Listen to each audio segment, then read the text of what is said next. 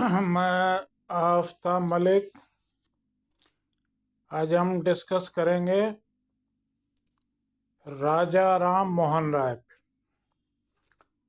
राजा राम मोहन राय पुनर्जागरण आंदोलन के पिता माने जाते हैं और ये कंपटीशन में इनसे तमाम क्वेश्चन आते हैं। एक क्वेश्चन तो तमाम बार ये आया है कि राजा राम मोहन राय को राजा की उपाधि किसने दी थी। तो ये पतन काल के एक मुगल शासक थे जिनका नाम है अकबर सेकंड या अकबर द्वितीय। अकबर द्वितीय ने राम मोहन राय को राजा कहा था और तब से ये राजा राम मोहन राय के नाम से जाने जाते। इनके निकनेम पूछे जाते हैं और तमाम बार आए हैं ये भी। तो राजा राम मोहन राय को पुनर्जागरण आंदोलन का पिता, फादर ऑफ इंडियन रेनेसा भी कहा जाता है।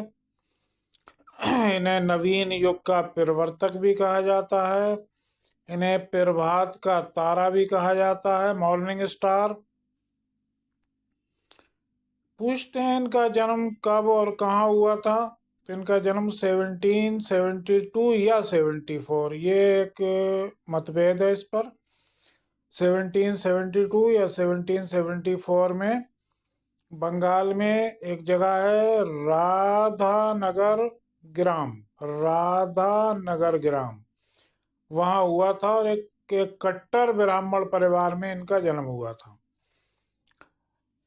लेकिन जब इन्होंने शिक्षा ग्रहण की तो इन्होंने विश्व की तमाम प्रमुख भाषाओं को पढ़ा और उस हिसाब से फिर उन भाषाओं में जो लिटरेचर था उसको इन्होंने पढ़ा और फिर इनके विचारों में परिवर्तन आना शुरू हो गया।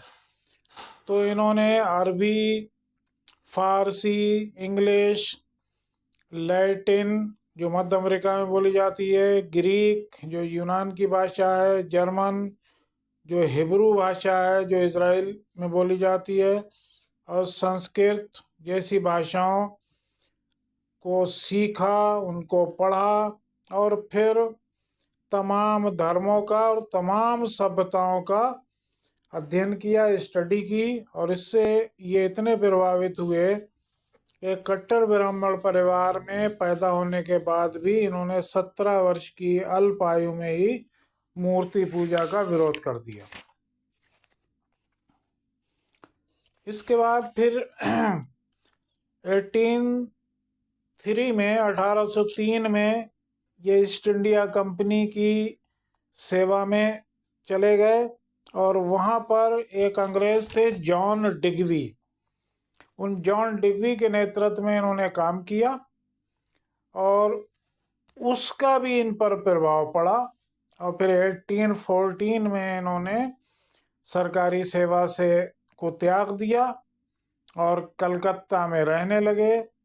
और वहीं पर फिर इन्होंने एक संस्था गठित की थी 1815 में जिसका नाम है आत्मीय सभा, और ये तमाम बार आई है। आत्मीय सभा का गठन किसने किया? राजा राम मोहन राय ने। और ये संस्था जो थी इसके जो सदस्य थे वो प्रगतिशील विचारों के व्यक्ति बनाए, जो प्रोग्रेसिव माइंड के लोग थे। लेकिन चूंकि उस कट्टरवादी दौर में ये संस्था अधिक समय तक ना चल सकी और 4 साल के बाद ही ये संस्था लुप्त हो गई। इसके बाद फिर उन्होंने, राजा राम मोहन राय ने 1820 में कलकत्ता में ही एक मिशन की स्थापना की जिसका नाम रखा एकतावादी मिशन। और ये भी प्रोग्रेसिव माइंड के विचारों के लोगों के लिए थी, लेकिन ये भी अधिक समय तक ना चल सकी और ख़त्म हो गई। इसके अलावा राजा राम मोहन राय ने फिर एक लिटरेचर पर काम किया और इन्होंने तमाम मैगज़ीन, पुस्तकें लिखी और ये इनकी बुक्स जो हैं और मैगज़ीन्स जो हैं ये कंपटीशन में बहुत बार आई हैं। तो इन्होंने एक तो 1820 में ईसाई धर्म पर, क्रिश्चियनिटी पर ईसाई धर्म पर आधारित एक पुस्तक लिखी थी, the precept of Jesus, guide to peace and happiness. ये बहुत बार आई है। इसी के साथ फिर फारसी भाषा में इन्होंने एक किताब लिखी, तोहफतुल मुवाहिदीन। तोहफतुल मुवाहिदीन, एक ईश्वरवादियों के लिए उपहार। ये फारसी में लिखी थी। फिर इन्होंने एक इंग्लिश में मैगजीन निकाली जिसका नाम था ब्राह्मणिकल मैगजीन। और फारसी में ही एक अखबार निकाला, ये भी बहुत आता है, मिरातुल अखबार के नाम से। और संस्कृत में एक इन्होंने मैगजीन निकाली जिसका नाम रखा संवाद कौमुदी। और इस तरह से इन्होंने तमाम भाषाओं के लिटरेचर पर वर्क किया। और उसके बाद फिर 1825 में इन्होंने कलकत्ता में एक कॉलेज स्थापित किया जो वेदांत कॉलेज कहलाता है, या उसको हिंदू कॉलेज भी कहा जाता है। वेदांत जो वर्ड है वो उपनिषदों के लिए यूज किया जाता है।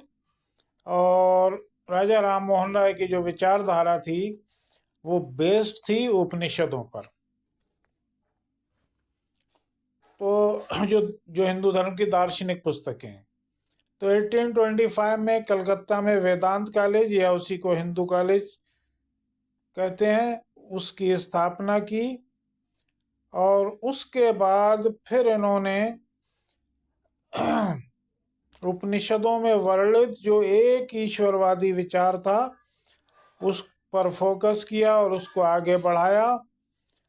और इन्होंने कहा, इनका एक कथन है, इसी टाइम इन्होंने कहा था कि हिंदू धर्म का अगर शुद्ध रूप है तो वो उपनिषदों में ही देखा जाता है। इसके बाद फिर ये 20 अगस्त 1828 को इन्होंने फिर एक संस्था का गठन किया है जो ब्रह्म समाज के नाम से जानी जाती है। और ब्रह्म विद्या जो है ये भी उपनिषद ग्रंथों के लिए यूज किया जाता है। उपनिषद ग्रंथों को वेदांत ग्रंथ भी कहा जाता है, ब्रह्म विद्या भी कहा जाता है। तो ये ब्रह्म समाज भी उपनिषद विचारधारा पर ही आधारित था। ब्रह्म समाज की स्थापना की और उपनिषदों पर आधारित कॉन्सेप्ट को इन्होंने आगे बढ़ाया। इसके बाद फिर इन्होंने बड़ा काम किया है सती प्रथा को समाप्त कराने के लिए।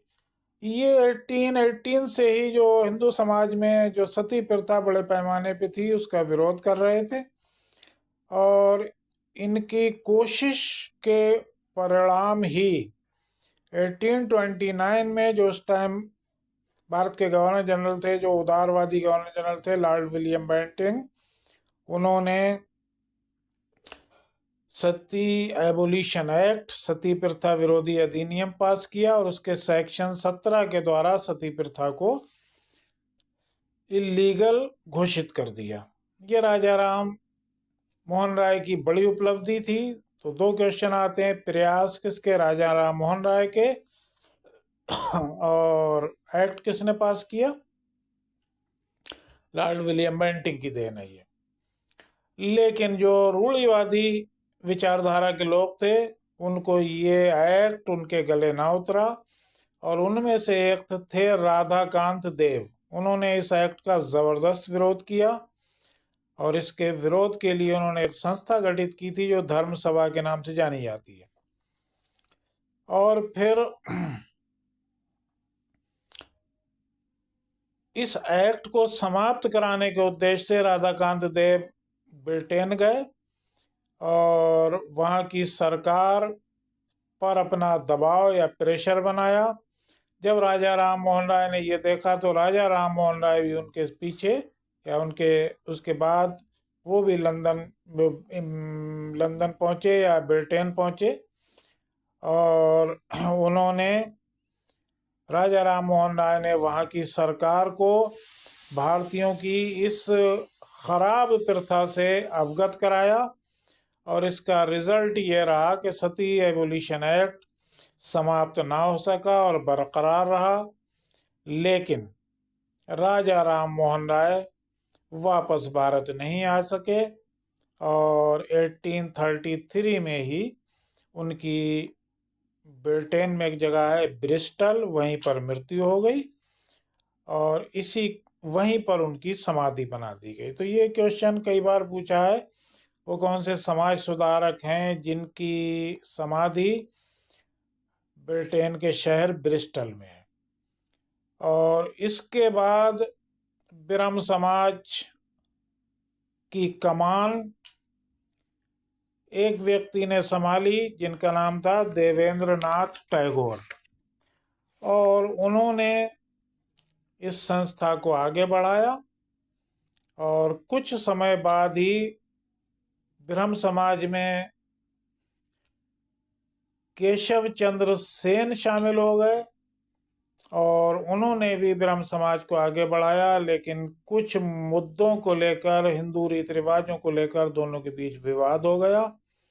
और उस विवाद का रिजल्ट ये आया कि 1865 के आसपास ब्रह्म समाज में विभाजन हो गया और ब्रह्म समाज 4 भागों में बंट गया। एक कहलाया प्रार्थना समाज, जिसको ऑर्गेनाइज किया डॉक्टर आत्माराम पांडुरंग ने। इसकी एक ब्रांच बनी भारतीय ब्रह्म समाज, जिसको आगे बढ़ाया केशव चंद्र सेन ने। एक इसकी ब्रांच बनी साधारण ब्रह्म समाज, जिसके प्रवर्तक बने पंडित शिवनाथ शास्त्री और आनंद मोहन बोस। और एक इसका शाखा बनी जो आदि ब्रह्म समाज, और उसका नेतृत्व देवेंद्र नाथ टैगोर ही करते रहे। इस प्रकार इस तरह से आज का ये वीडियो एक सोशल रिफॉर्मर, पुनर्जागरण आंदोलन के पिता के साथ ही समाप्त हुआ, और उनके प्रयास हमेशा याद किए जाते रहेंगे। और नेक्स्ट वीडियो के लिए वेट कीजिए।